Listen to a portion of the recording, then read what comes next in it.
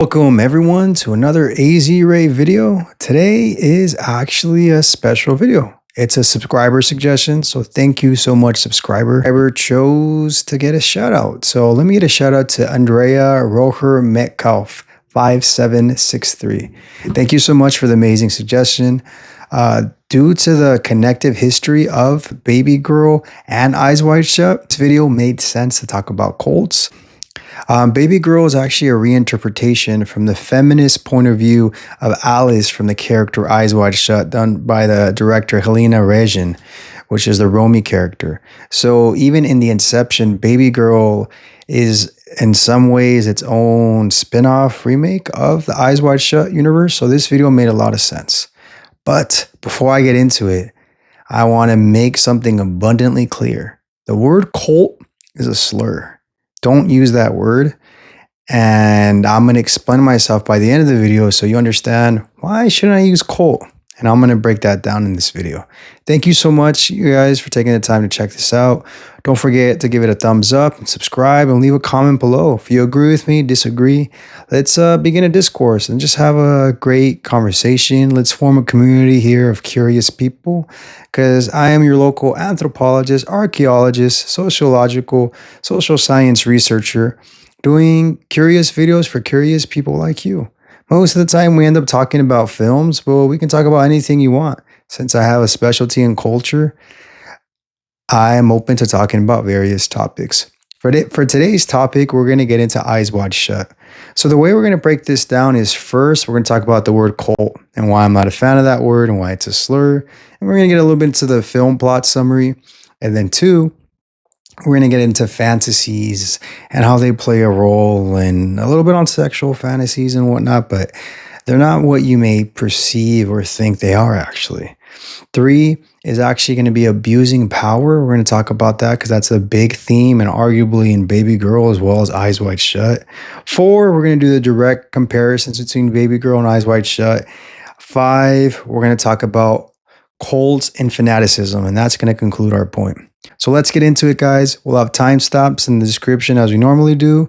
We'll give you spoiler warnings and whatnot. For the most part, this is going to be fairly spoiler-free. The only part that's probably going to have some spoilers is when we do the comparisons between Babygirl and Eyes Wide Shut. It's kind of hard not to make direct comparisons without spoilers. So if you don't mind spoilers, go ahead and keep watching. And if not, go ahead and skip ahead with the timestamps. All right, guys, let's get into it. Theme one. So, Eyes Wide Shut, right? The overall plot. What do we do when our eyes are shut?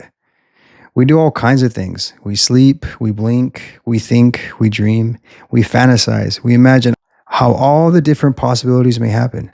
But when our eyes are wide shut, most of the time we're probably reminiscing, sleeping, or dreaming, or having some kind of thought of something. Or maybe we have some deep fantasy, some deep secret that we want to fulfill. Something that's within us that we don't want to say out loud. So Eyes Wide Shut is essentially about cults. But I'm going to tell you again right off the bat. The word cult has a very controversial French history. It comes to the connected origin of the word culture. And it basically, when someone uses the word cult, you're othering something, you're judging something, you're saying you're better and the other thing is like not better. And because it's a dumb word. Cult is basically a word for culture. There's no difference.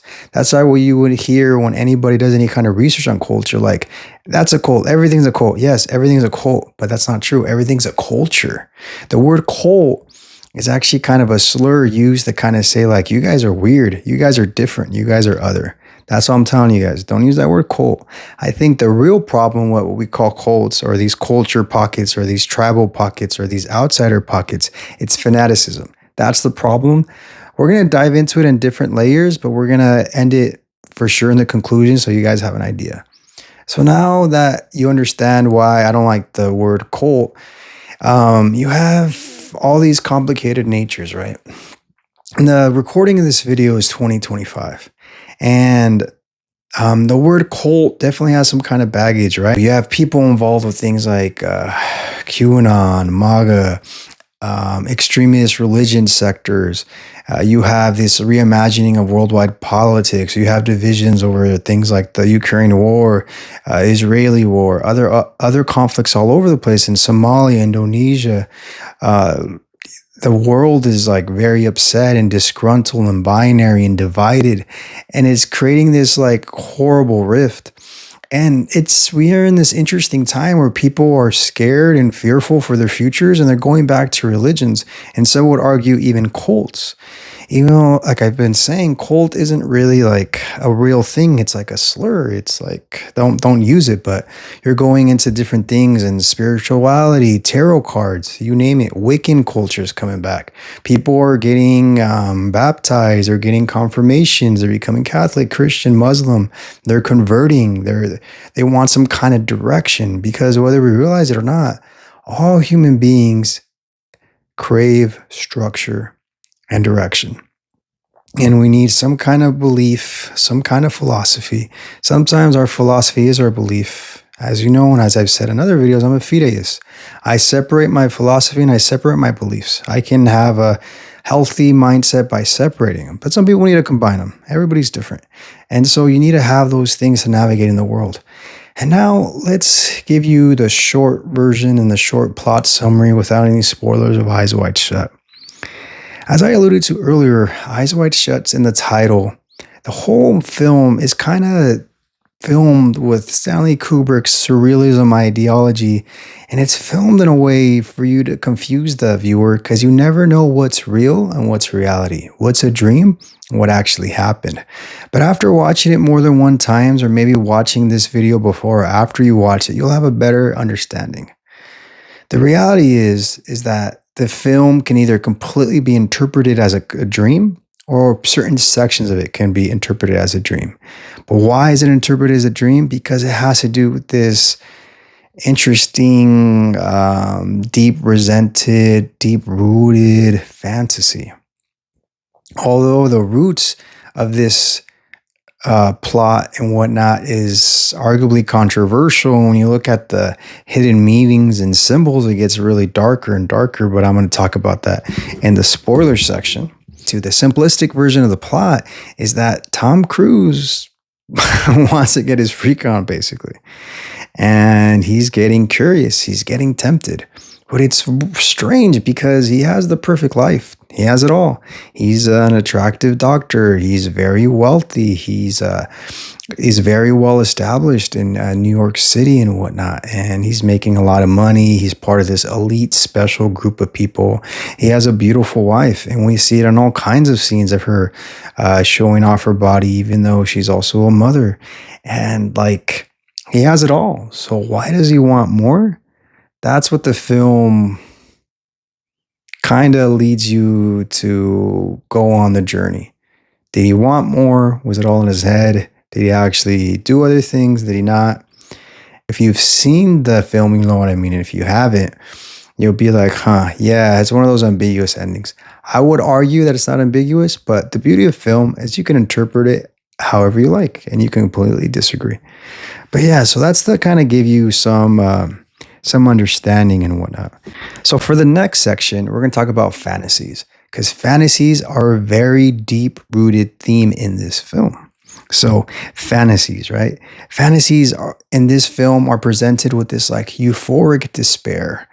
This is imagining that like, oh man, I'm kind of don't like my life right now, but I bet I can chase this euphoric high, this amazingly cool thing, and through like sexual adventurousness and maybe joining this secret group, or it gives you all these weird ideas and imagery. And it's like, is the character actually dreaming this? Is it just a fantasy? Is it a deep, dark secret? Right? And dreams are always in the film, and I would argue all the dream sequences are done with a blue lighting. It has a very kind of like Argento directorial style kind of thing with the whole red and blue light. David Lynch also played with this with his surrealist films. So it's very compelling. And our lives are driven by fantasies. Fantasies can motivate us, and they can form our goals, and our goals become the spark in our lives. And sometimes when we don't have fantasies, we have no spark, we have no dreams. Fantasies are connected with hopes and endless possibilities. Memories and dreams aren't reliable though, and they're unreliable narrators, and they're very preconscious level. There's this intimacy problem that happens because there's this idea that, like, arguably men don't know how to be intimate. And yes, a man can be sexually intimate, but they can't be emotionally intimate. There's like this classic story between Narcissus and Echo in Greek mythology, that Narcissus is this narcissist person that can't love because all they do is love themselves. And there's this Echo, there's a woman that can't articulate her desires. Even though you could argue that the guy's being sexist and he can just listen to her, but also sometimes a woman doesn't want to be a headache. They don't want to be a bother. They shouldn't have to tell you all their wants and desires. If you guys are connected, you can do your part, and then your relationship's healthier. Of course, both people should always communicate, but there's also this like beautiful bond, an unspoken bond that can form because we focus so much on the actual and the physical, but unspoken language is arguably the most important language in a relationship. And sometimes in that silence, in that gap, and sometimes people don't even have silence. And so their brain wanders all over the place because of fantasies, right? I've talked about this in other videos of mine, especially in 8.5, that we have like an information overload. Sometimes we don't have the time to just like stop and just think about what we actually want, what we actually decide. Sometimes we get overwhelmed and algorithms tell us what to do, and we're stuck in this matrix. And it's like, oh, I want more and more and more. I want this body, that girl, that person, non-gender binary, sexy, attractive. Like if that's the end all be all, and it's not. So it's super chaotic and strange without a doubt. And it's the compelling message of the film, right?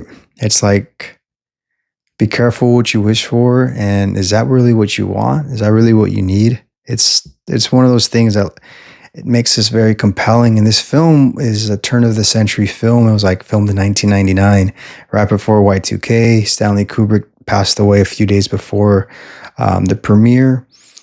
And like there's a lot of different conspiratorial thoughts about that. We went into it a little bit.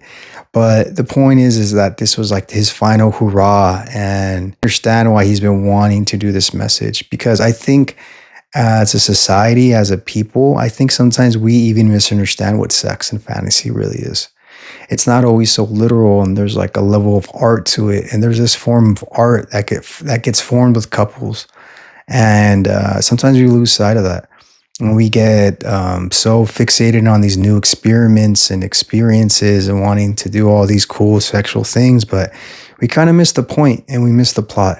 Now, I'm not saying it's okay to do that. It's not okay. Like if everything's consensual and done with your partner, it's fine.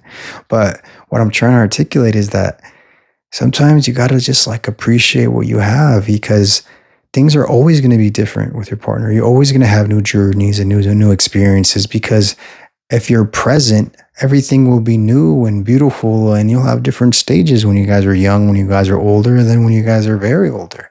And so everything is always going to be new. And so we have this fixation on new, but completely ignore the fact that things are always new in every relationship. Sometimes we have repetitive patterns and fights that repeat themselves, but we also have new beauties of new days and of endless possibilities. So just something to keep in mind. And that takes us into our next section. Because of this endless possibilities, we have an abuse of power. Stanley Kubrick's films all have the message of abuse of power. Any Stanley Kubrick film. It could be 2001 Space Odyssey. We can be talking about Clockwork Orange. Any film you can think of Stanley Kubrick. They all have to do an abuse of power. We have also the film Dr. Strangelove. All these films have an abuse of power. He understood this message very importantly, very compellingly, and because it's something that's done over and over again. And why is an abuse of power done? Because it's so easy. So, spoiler warning, we're going to get into spoilers slightly, and I'll let you know when the spoilers are over. Okay, spoiler warning 1, 2, 3, 4. And so Tom Cruise is essentially like potentially either actually was unfaithful, or he was thinking about it and he was tempted and he put himself in all these precarious situations. And he was potentially in this crazy sex cult where that's something that's get reimagined, and it's like the ultimate male fantasy of just like, what if you could be in this secret world where you can have all your sexual dreams come true, right? This fake place, right? And it's one of those things that only comes from an abuse of power, right? Because like, is it all consensual? Is some things paid for? What are the power dynamics? Are the women doing this willingly? Are they just doing it because they're getting paid to do it? Do they want to do it? Do the men even want to do it? Are they being socially pressured because they have to, because like their elite group normalized this? There's like so many layers to it. And there's also abuse of power in very other sections, because arguably this film also talks about pedophilia and how a father was initially against it and then is for it because he sees the profit for it. If you've seen the movie, there's a costume scene where you obviously see this Lolita-like character, which is incredibly heartbreaking. And Lolita is actually another film directed by Stanley Kubrick, but arguably it's the most misunderstood film of his. People think that he was trying to romanticize pedophilia, which I don't think it was the point. I think it was just trying to rationalize it and understand it, but it's not okay. It's a disease.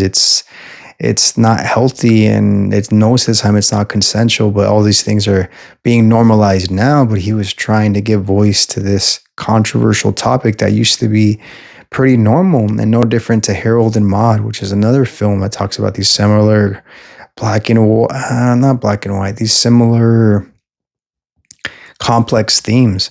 So now we're out of the spoiler section, but we're going to continue talking about abuse of power. So in this traditional style relationship, it's kind of very like, Tom Cruise's character is the provider, and Nicole Kidman's character is kind of the homemaker. She's a stay-at-home mom.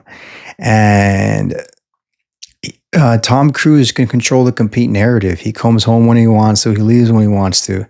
And instead of using that a beautiful thing and a beautiful time for him to nurture his relationship with his kid and with his daughter or with his wife, he's focusing on meandering and doing things that he probably shouldn't have.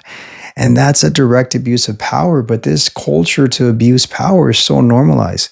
And as I said in the beginning, Tom Cruise's character is like, for Bill, he's like in this world that he worked so hard to get to, and now he's there. And instead of like doing good for the community and helping underprivileged communities or funding into something, he's getting in all kinds of shenanigans with his fellow elite people. I'm like, that's not okay, man. And I'm not, it's just not okay. And that's another theme of the film, that it's like, you have the power. And power is good, but power is only good if you use it for something positive. Because power, you can make real change. But unfortunately, like all of Stanley Kubrick's films, this is another theme that's an abuse of power. And that takes us into our next section, which is going to be completely spoilerific. You've been warned.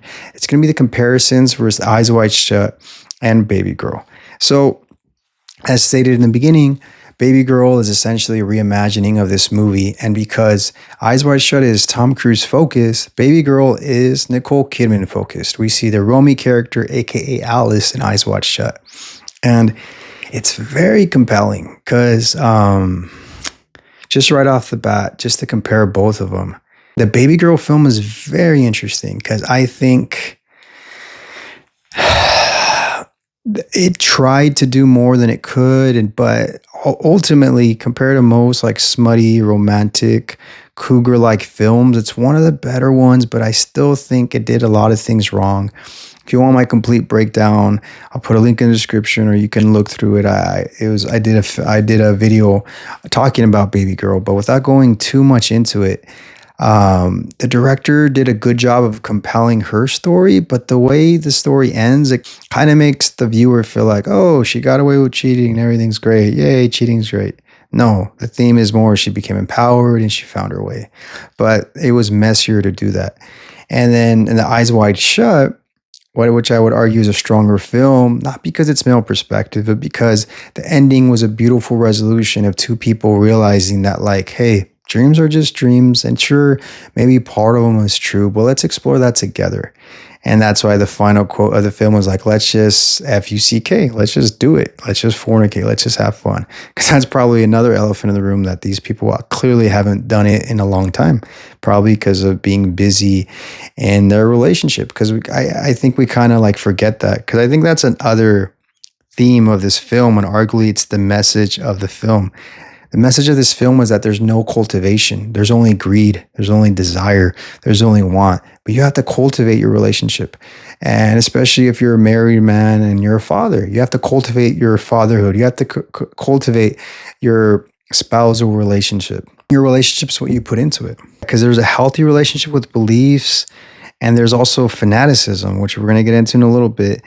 And what's ironic is that this even ties in with the villainous origin of the word villainous. The word villainous means peasant, low class, and like people of country folk, right? So to be villainous is to be low class and country like. And it's very ironic when that's kind of not true. It's a misconception. Villains are poor and lower class, and wealthy people are the good guys? No. Of course not. And it shows you that there's even a hierarchy and patriarchy, even when it comes to language, which is pretty gross, and hence me disliking the word cult. And it's like, it's heartbreaking because it's like, dude, the people, once again, going to the theme of abuse of power, it's not okay to abuse your power. You got to help each other out. Villains aren't black and white, and villains are created. They're not born. So you have to do the right thing. And there's also this idea of the fulfillment of desires to get out of some trap, because like life isn't great and you want your life to be better, but it's crazy. It's crazy. And once again, just the kind of final point on the comparison between Babygirl and Eyes Wide Shut. I preferred Eyes Wide Shut. Like I said, I thought it was a more stronger conclusion. As far as like my rating, I would probably give it more like a Eyes Wide Shut, maybe like a high 7, maybe like a 7.6, 7.7, something like that. And if you see my other video, you can see the review that I gave Babygirl. I believe I gave it like a 6 or something like that. But if not, you can watch that video to confirm that. But I believe it was somewhere in the 6 range, because it was a good film, but it's not for everybody. And the ending was a little bit messy. And Eyes Wide Shut, it did a better job of kind of telling both people's stories, because both people wanted to explore. They wanted to do sexual fantasies, but you could also argue that they were sexually repressed, but they had dreams and desires, and they had this like fantasies. And the thing is too, is that all fantasies should be explored with your partner. They shouldn't be shamed. And sometimes that has to do with our religious upbringing or just our conservative upbringing. Maybe it's not always religious, but maybe because people don't talk about sex in a healthy way, it becomes a problem later on in the relationship. Because these are those important, uncomfortable conversations that relationships are supposed to talk about. All right, guys. Now we're going to jump into our final section of this.